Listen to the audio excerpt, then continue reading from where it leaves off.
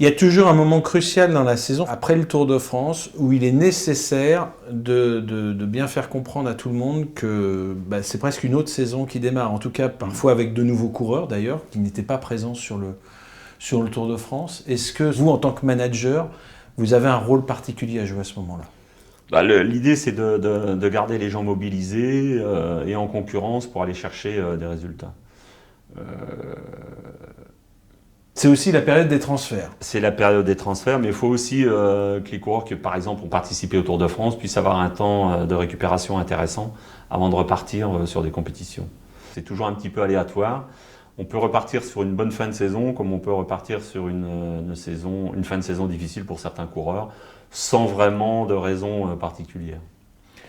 On disait aussi que c'était la période des transferts. L'année dernière, c'était une période importante parce que vous aviez vos leaders, votre leader Thibaut Pinot, vos sprinters qu'il fallait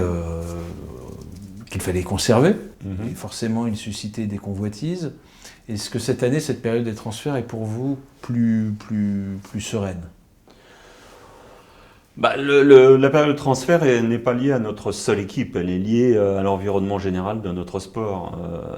La concurrence d'éventuelles créations d'équipes, la concurrence de mes collègues managers d'autres formations.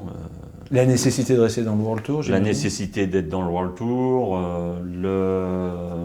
Il y a aussi un environnement économique qui fait que je pense que la période des transferts 2013 va être beaucoup plus calme que certaines années.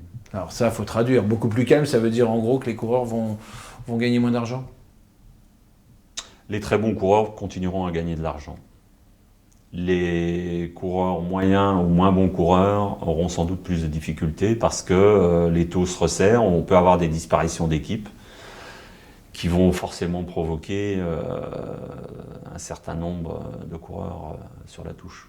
C'est une chance quand même peut-être aussi pour les coureurs d'être dans une équipe comme FDJ.fr, qui est l'une des deux équipes les plus anciennes du peloton. Même si vous renouvelez votre contrat avec le sponsor, on a l'impression qu'elle bénéficie d'une certaine sécurité de l'emploi, si je puis dire. Je parlerai pas de sécurité de l'emploi, je parlerai de stabilité au niveau sportif.